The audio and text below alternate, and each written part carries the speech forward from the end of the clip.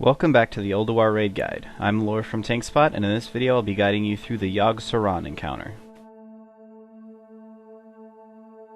Yogg-Saron is a three-phase encounter, with Phase 1 beginning as soon as you enter the room. You'll notice Sarah floating in the center, with a few green clouds floating in a circle around her. The goal of Phase 1 is to bring her health to 0. You can't attack her directly, however, and must damage her indirectly by killing guardians of Yogg-Saron on top of her. These will spawn from the green clouds periodically throughout this phase. They'll need to be picked up by a tank and brought to the center, where DPS will finish them off. Once killed, they'll explode, causing a large amount of shadow damage to anyone nearby, including Sarah. The most important thing for everyone to be mindful of in Phase 1 is the position of the green clouds. If a player comes into contact with one of the clouds, it will begin to spawn in an extra guardian. If your DPS is high enough, you can potentially handle one extra add, but any more and you'll quickly be overwhelmed. You'll also need to be able to interrupt the Guardian's Dark Volley ability. If they're allowed to cast it, it will deal a fair amount of shadow damage to everyone in the raid and reduce healing effectiveness by 25% for 10 seconds. This ability is why it's important to keep the number of Guardians under control. The Guardians can also use Dominate Mind, a mind control ability that will need to be dispelled offensively through either a Priest's Dispel Magic or a Shaman's Purge. Sarah will be casting a few spells throughout this phase as well. Sarah's Fervor will increase its target's damage dealt by 20% and damage taken by 100%. Sarah's Anger will do some shadow damage over time but give a powerful boost to physical damage. Sarah's Blessing will heal the target to full but then cause a large amount of shadow damage over time. She can cast these abilities both on raid members and on the Guardians, so healers will need to be mindful and throw some extra heals on the raid members afflicted by them.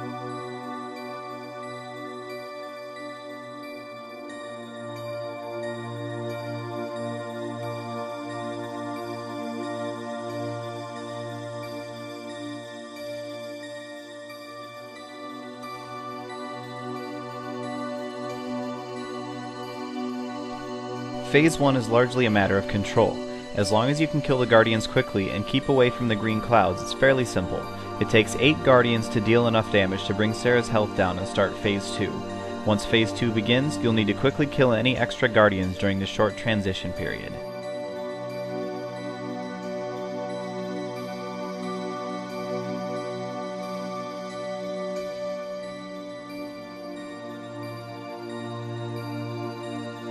Phase 2 is the most difficult and by far the most complicated portion of the fight. 3 types of tentacles will spawn around the room. Constrictor tentacles will grab random raid members and should be first priority for DPS. Note that paladins and mages can escape constrictor tentacles with Divine Shield and Ice Block, which not only frees them but also instantly kills the constrictor tentacle. Corruptor tentacles will cast various debuffs on the raid, many of which can be cleansed or dispelled. Although they can be something of a nuisance, as long as you're able to keep on top of dispels, these should be saved for last. The large Crusher tentacles are the biggest threat in Phase 2. These will channel an ability called Diminish Power that reduces the damage of everyone in the raid by 20%. This can be interrupted by hitting them with a melee attack, however as they're attacked they'll stack up a buff that increases their melee damage. The best way to deal with these is to let ranged DPS focus fire them down as they begin casting Diminished Power, and then stop DPS for a second to let the buff fall off so a tank can run in and hit them to interrupt the channel. After a while, a few portals will spawn in around Yogg-Saron. Melee DPS should take these and will be transported to a scene from Azeroth's history. There will be a few attackable NPCs around the room that, when hit, will turn into a tentacle that needs to be killed. There will also be a few floating skulls around the room that will damage you as long as your character is facing them. The trick here is to angle your character so that you're not facing any of the skulls but can still hit the NPCs. Once all of the tentacles in the room have been killed, a doorway will open to Yogg-Saron's brain. At the same time, all the tentacles in the main room will be stunned. Everyone in the main room should use this time to clear out all the stunned tentacles, while the melee in the portals put some DPS in on Yogg-Saron's brain.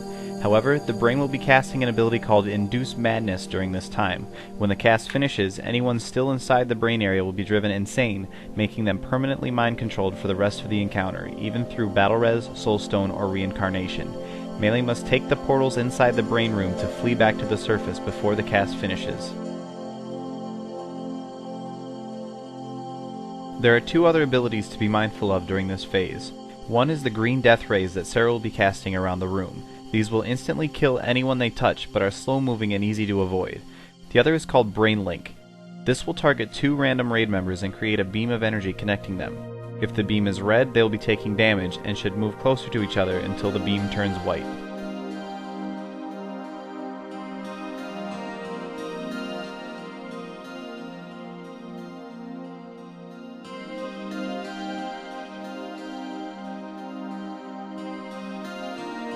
You'll be receiving some help from the keepers throughout the fight.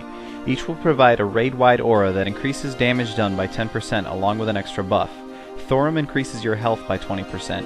Hodir reduces your damage taken by 20%. Freya increases the healing you take by 20%. And Mimiron increases your movement speed by 20%. On top of this, Mimiron will reduce the attack and casting speed of every enemy in the room considerably, and Hodir will occasionally be able to save a raid member from death by encasing them in a block of ice.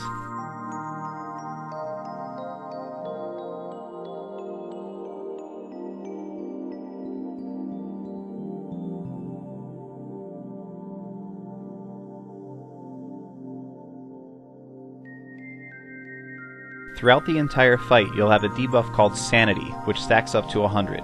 This represents how much of a grip Yogg-Saron has on your mind. When your sanity runs out, you'll be driven insane. Many abilities will reduce your sanity, so you'll need to keep a careful eye on it. If necessary, you can regain sanity by standing in one of the green beams Freya provides near the edges of the room.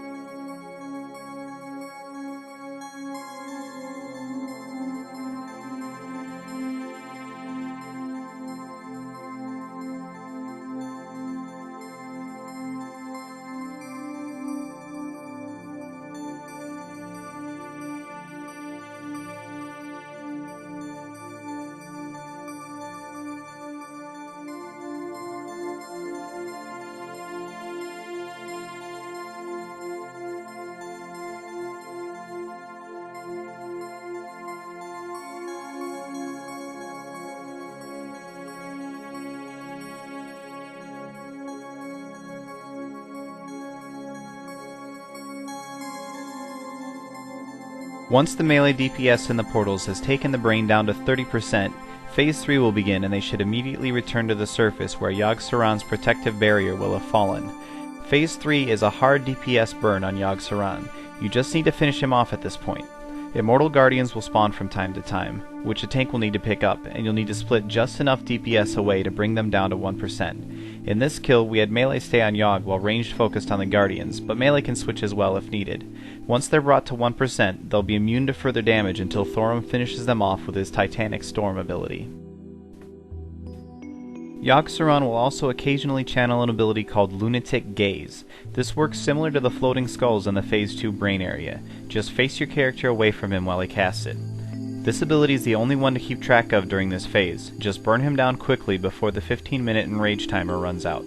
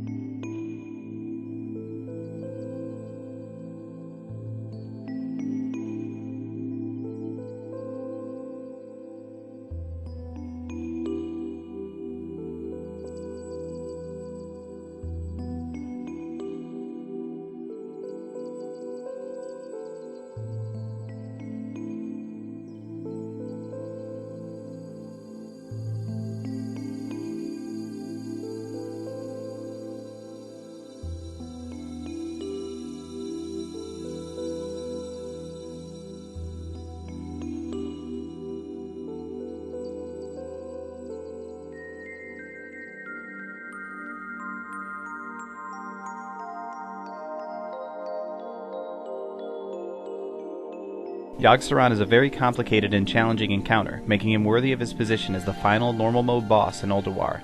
As always, for further information on this or any other encounter, including any heroic mode changes, check the Project Marmot forums at TankSpot.com. If you're watching this on YouTube, just follow the link in the movie details. Thanks for watching, and have fun.